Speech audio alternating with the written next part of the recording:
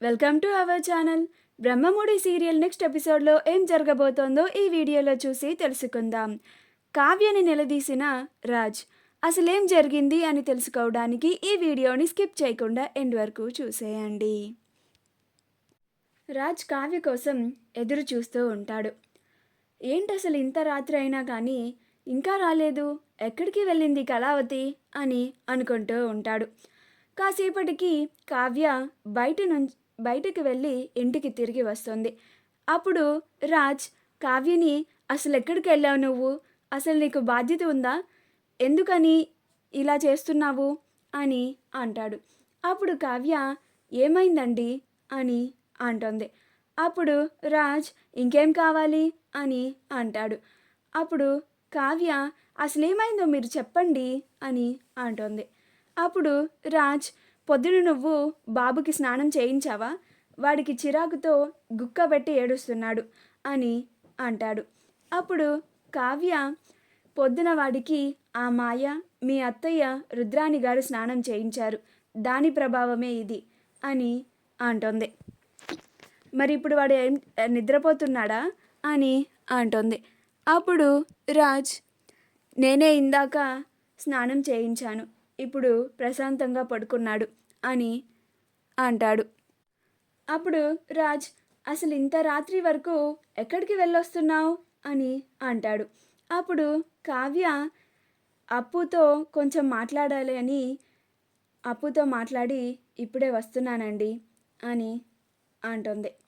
అప్పుడు రాజ్ సరేలే అని రాజ్ పడుకుంటాడు. మరుసటి రోజు అపర్ణ అందరినీ కిందకి పిలుస్తుంది. అప్పుడే లాయర్ గారు వస్తారు. లాయర్ గారు వచ్చి డాక్యుమెంట్స్ని అపర్ణకి ఇస్తారు. అప్పుడు ఆ డాక్యుమెంట్స్ని చూసి సుభాష్ అపర్ణని ఏంటా పేపర్స్ అపర్ణ అని అంటాడు. అప్పుడు అపర్ణ చెప్తానండి అని అంటుంది. ప్రకాశం కూడా వదిన ఆ డాక్యుమెంట్స్ ఏంటి అని అడుగుతాడు. అప్పుడు కూడా అపర్ణ సైలెంట్గానే ఉంటుంది. అపర్ణ ఆ లాయర్కి ఓకే అండి నేను చూసుకుంటాను అని చెప్తుంది. అప్పుడు ఆ లాయర్ అక్కడి నుంచి వెళ్ళిపోతాడు. అప్పుడు సుభాష్ ఇప్పుడైనా చెప్తావా ఆ డాక్యుమెంట్స్ని ఎందుకు తెప్పించావో అని అంటాడు. అప్పుడు అపర్ణ నేను ఇంటికి సంబంధించి ఒక నిర్ణయం తీసుకుంటున్నాను అని అంటుంది. అప్పుడు సుభాష్ ఏంటది అని అంటాడు. అప్పుడు అపర్ణ ఈ ఇంట్లో రోజు రోజుకి సమస్యలు పెరిగిపోతున్నాయి, అవి సమసిపోవడానికి ఒక మంచి నిర్ణయాన్ని తీసుకున్నాను అని అంటోంది. అప్పుడు అపర్ణ ఈ డాక్యుమెంట్స్ విడాకుల పేపర్స్ అని అంటోంది. ఆ మాట వినగానే అందరూ ఆశ్చర్యపోతారు.